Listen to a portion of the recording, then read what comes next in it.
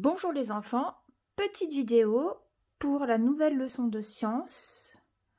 L'eau de ma rivière est-elle polluée? L'objectif de cette séance est de comprendre ce que signifie une eau de rivière en bon état et de percevoir les effets d'une pollution sur une rivière. Nous ferons la leçon en deux parties. Première partie aujourd'hui, deuxième partie demain. Demain, je pense qu'il n'y aura pas de vidéo, vous aurez des documents.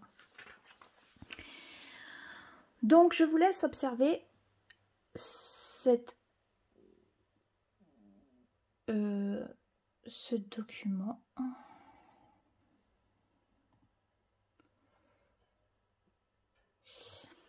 Donc, comme bassin versant, on remarque qu'il y a donc trois parties, un cours supérieur, un cours moyen et un cours inférieur.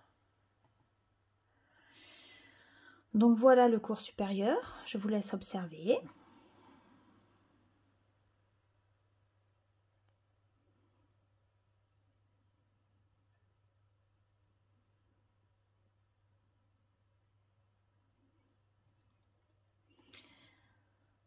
En fait, une rivière renferme ce qu'on appelle différents milieux aquatiques. Donc le cours supérieur, ça correspond plutôt à la montagne, ce que vous venez de voir. Ici, vous avez le cours moyen qui correspond plutôt à la vallée.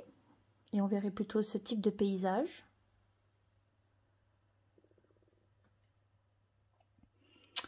Et vous avez l'estuaire, c'est l'endroit, le fleuve qui se jette dans la mer, qui ressemblerait plutôt à ça. D'accord? Donc là, si on retourne sur cette image-là,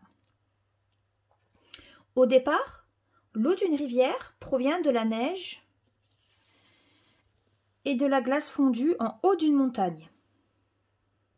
Alimentée également par la pluie, l'eau dévale la pente et forme un torrent. C'est ce qu'on appelle donc le cours supérieur de la rivière.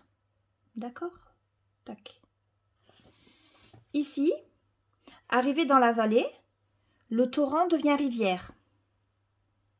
L'eau se réchauffe, le courant ralentit et la profondeur peut augmenter. C'est ce qu'on appelle donc le cours moyen de la rivière. Et enfin ici, la rivière poursuit son chemin et grossit encore.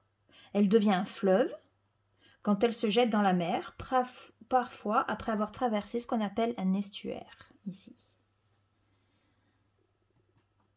Voilà.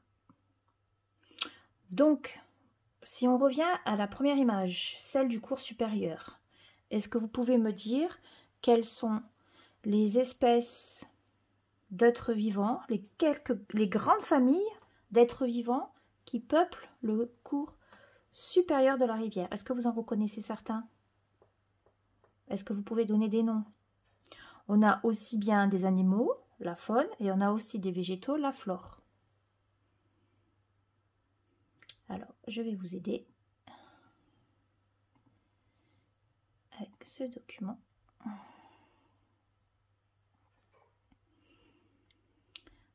Alors là, on vous donne quelques espèces.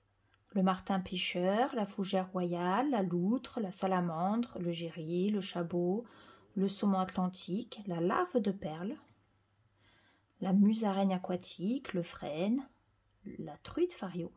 Là, dans le cours supérieur de la rivière. Si maintenant on s'occupe du cours moyen, est-ce que vous en reconnaissez quelques-uns?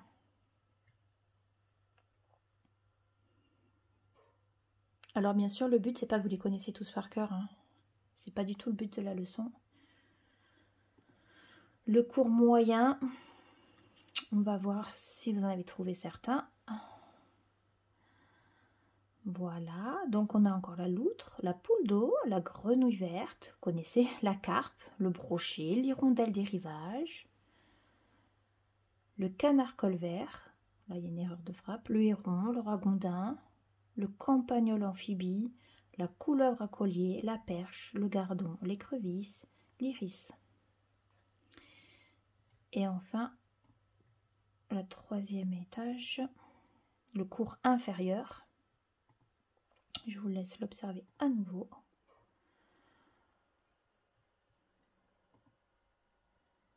Est-ce que vous en reconnaissez certains?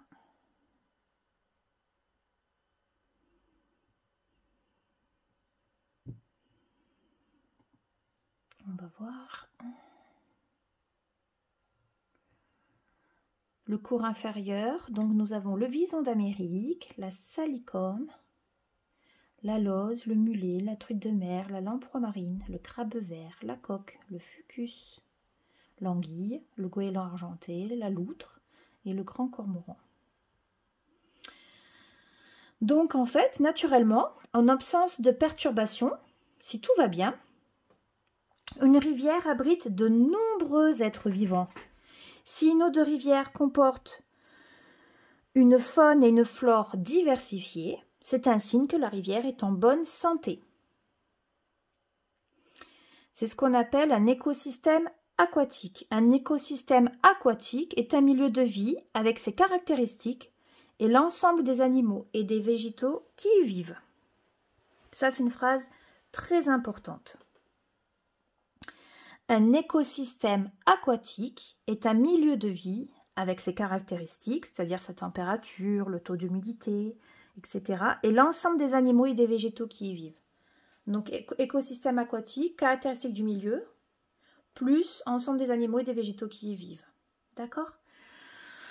Donc, qu'est-ce que c'est finalement une rivière en bon état? C'est une rivière qui ne contient pas de substances chimiques dangereuses et la vie qui l'habite n'est pas ou peu perturbée. En effet, dans une rivière, certaines espèces animales sont particulièrement sensibles à la pollution. Du coup, on va s'en servir pour savoir si l'eau de la rivière est polluée. Si on les retrouve, ces espèces animales, dans une eau de rivière, on comprendra que l'eau n'est pas polluée. Et si elles sont absentes, alors qu'elles devraient y être, on se dira l'eau est polluée parce que celle-ci meurt lorsque l'eau est polluée. Il y en a certaines d'espèces où on ne peut pas faire la même chose parce qu'elles sont résistantes à la pollution. Donc peut-être qu'on les trouvera en plus grand nombre lorsque l'eau est polluée que si elle ne l'était pas. Donc finalement, nos espèces animales ou végétales vont nous permettre de savoir, de qualifier l'état de l'eau de notre rivière. Pour chaque insecte ou chaque faune ou chaque animal, on appelle ça la polluosensibilité. Est-ce que tel insecte, est-ce que tel animal ou est-ce que tel végétal est plus ou moins sensible à la pollution ou non? Et on va se servir de ces critères-là pour connaître l'état de l'eau. Par exemple, si je vous montre... Alors attendez... Voilà. La faune aquatique. Un insecte. Le perle, alors le perle, je crois qu'on dit. Celui-là, d'insecte, est très sensible à la pollution.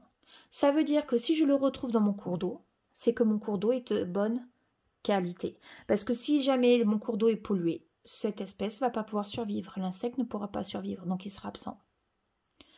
Ensuite, vous avez la truite fario, un autre poisson, pareil, très sensible à la pollution. Si on le retrouve dans notre cours d'eau, on sait que notre cours d'eau est de bonne qualité.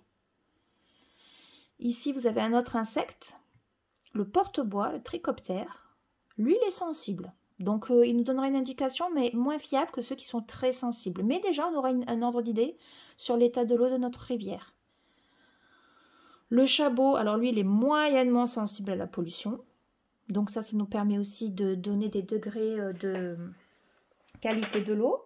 Donc on sait qu'il est moins sensible. Donc si on le retrouve, on sait que... Comment dire?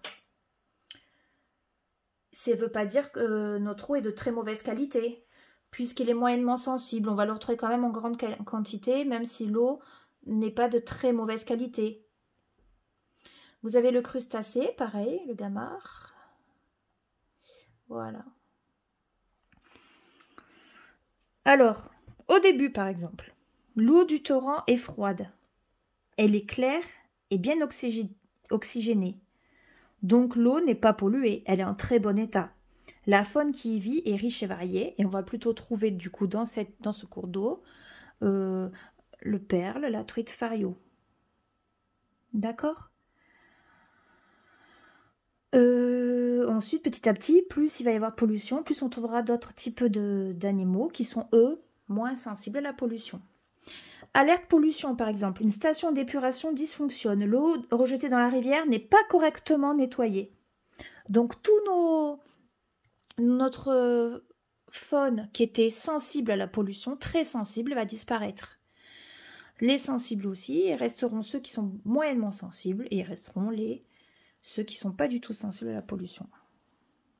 D'accord, les enfants?